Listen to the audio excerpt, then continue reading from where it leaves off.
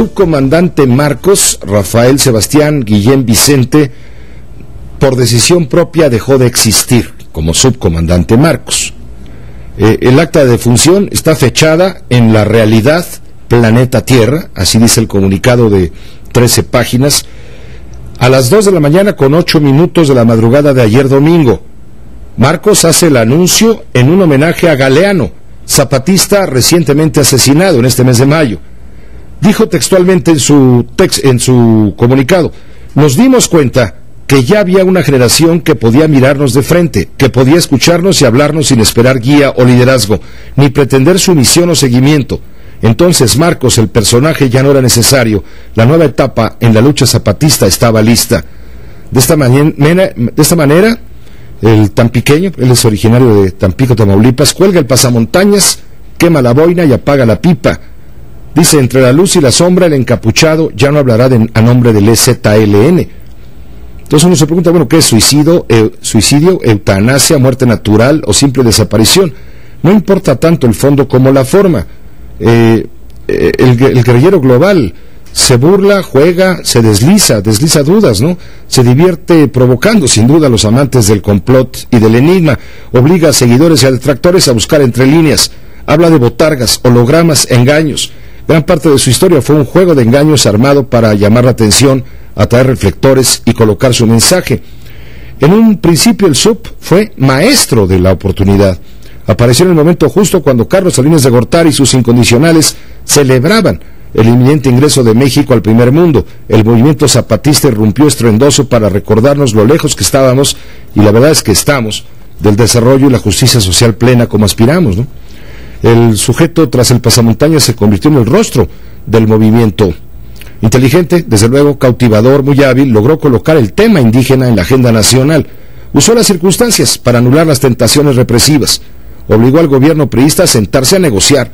A pesar del desafío armado y de su supuesto anonimato, logró convertirse en un interlocutor, logró llevar las demandas del EZLN a la máxima tribuna del país en los albores de la administración foxista. Convirtió su lucha en el primer movimiento de impacto global de la era de la información. Precisamente quien negoció en aquellas épocas, hace 20 años, con el subcomandante Marcos, cuando surge el movimiento zapatista, fue Manuel Camacho Solís, hoy senador de la República, quien agradezco mucho estar en la línea telefónica. Senador Manuel, ¿cómo te va? Muy buenas tardes. Bien, muy bien, Pepe, mucho gusto saludarte a ti y a tu audiencia. Al contrario, Manuel, muy agradecidos por permitirnos esta conversación. ¿Cómo interpretas este anuncio de la desaparición del subcomandante Marcos 20 años después? Mira, la gente está buscando explicaciones personales. Yo lo que puedo entender son las razones políticas. Y me parece que hay dos tipos de razones. Razones que tienen que ver con lo que está ocurriendo allí en el entorno en el que ellos viven, en las juntas de buen gobierno en Chiapas. Y el otro es la lectura que están haciendo de la situación política nacional. En relación a lo primero, pues ahí está en lo que tú dijiste hace rato una explicación, ¿verdad? Es decir, ya es un cambio de generación, hay necesidad de organizar la representación en estas comunidades, que por cierto pues ha sido muy sorprendente que hayan podido sobrevivir 20 años sin apoyos fiscales y que sigan siendo gobiernos que son aceptados por las comunidades.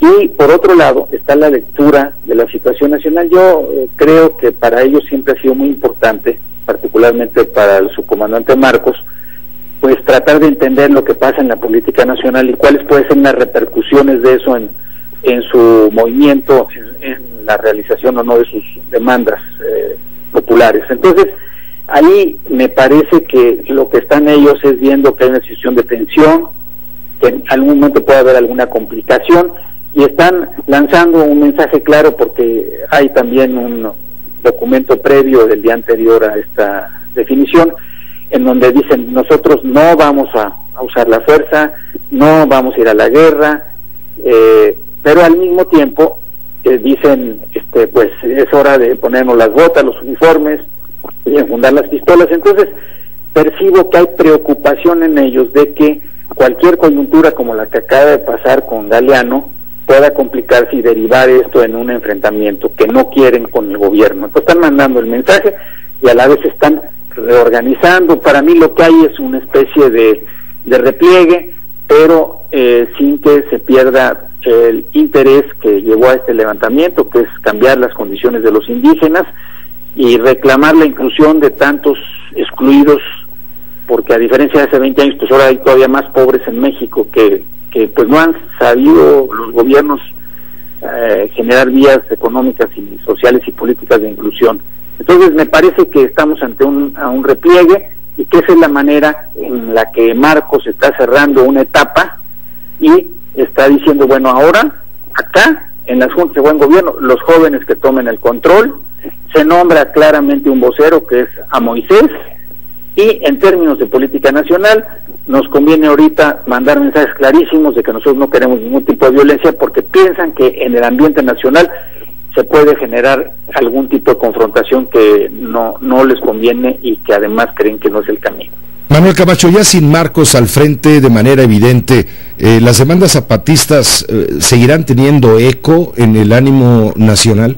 Mira, yo haría la siguiente reflexión, Pepe. O sea, Marcos fue muy importante porque fue el vocero, pero el vocero no nada más es el que dice lo que quieren los demás, sino el vocero era el que traducía la demanda social, los sufrimientos de las comunidades indígenas a un discurso político con impacto nacional, con impacto internacional.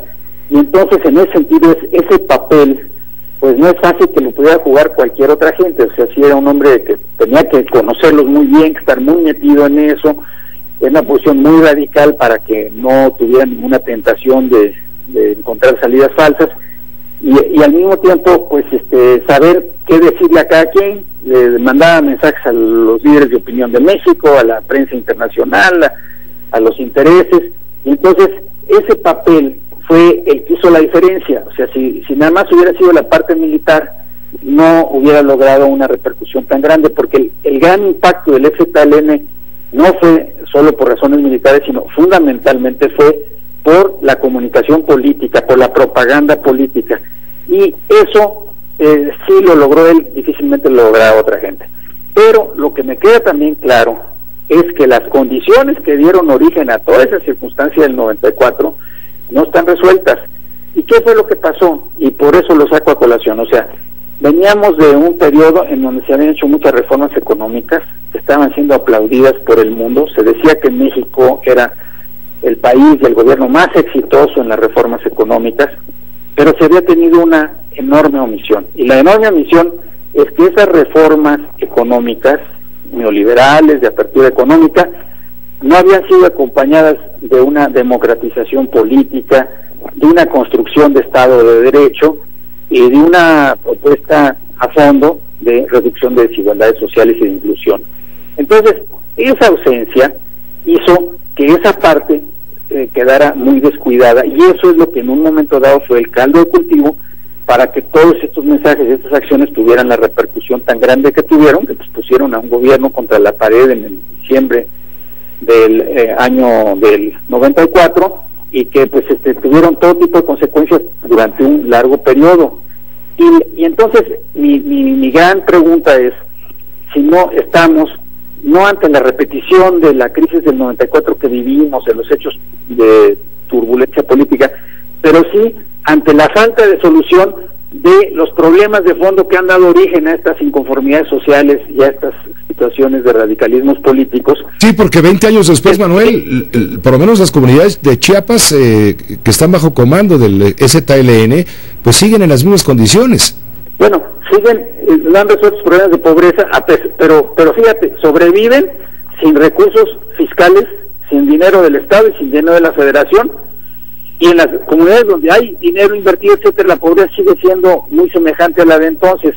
Entonces, el problema es que no es Chiapas, el problema es que todo el país hoy hay más pobres que hace 20 años en México. Entonces, ¿cómo hacemos para que la modernización económica de México en primer lugar dé resultado? Porque se dice, vamos a hacer las reformas, va a haber un crecimiento de quién sabe cuánto por ciento por la reforma laboral, de la reforma energética nos va a dar ahora 1%, después cerca de 3%, la reforma fiscal, y termina esto ya en una cosa que pierde credibilidad, pero además lo peor, pierde eficacia, porque no se están creando ni los empleos ni el crecimiento que se decía. Y en la parte política estamos en una visión bastante cerrada, en donde pues se habla nada más con los que se someten, con los que son muy disciplinados, se vuelve una política cortesana, cuando lo que el país necesita es respirar. Lo que se necesita es que la opinión crítica tenga los espacios que debe tener, que la representación política no obedezca nada más a las jefaturas de los partidos, sino a la inconformidad, para que a través de las vías institucionales se vayan reflejando pues los malestares de la sociedad. Pero si cerramos las válvulas, si no hay suficiente representación, si no hay suficiente libertad, si los periodistas que dicen algo luego sienten que pueden estar en riesgo, pues en ese momento lo que estamos provocando es que se nos salga de la vía institucional la política, y ese fue el gran error del final del sexenio del presidente Salinas, y ha sido el error de ya varios sexenios, en donde como que queremos hacer democracia, luego nos arrepentimos, como que queremos hacer reformas económicas y luego se nos echan a perder por la corrupción, la falta de transparencia, y entonces la modernización del país la vamos arrastrando, y van quedando una serie de resentimientos que en los momentos menos esperados vuelven a surgir, y vuelve a haber tensiones y vuelve a haber ingobernabilidad, cuando es un país que tiene tanto potencial para resolver sus problemas económicos, sus problemas sociales. No es fácil, pero desde luego no los vamos a resolver con menos democracia ni con menos libertad. Manuel, te agradezco mucho que nos hayas permitido conocer tu análisis en torno a este anuncio que se hizo público el día de ayer. Con mucho gusto, hasta luego. Hasta luego, Manuel. Es el senador perredista Manuel Camacho Solís. Él fue el negociador enviado por el entonces presidente Carlos Salinas de Gortari cuando estalló el movimiento zapatista el 1 de enero de 1994.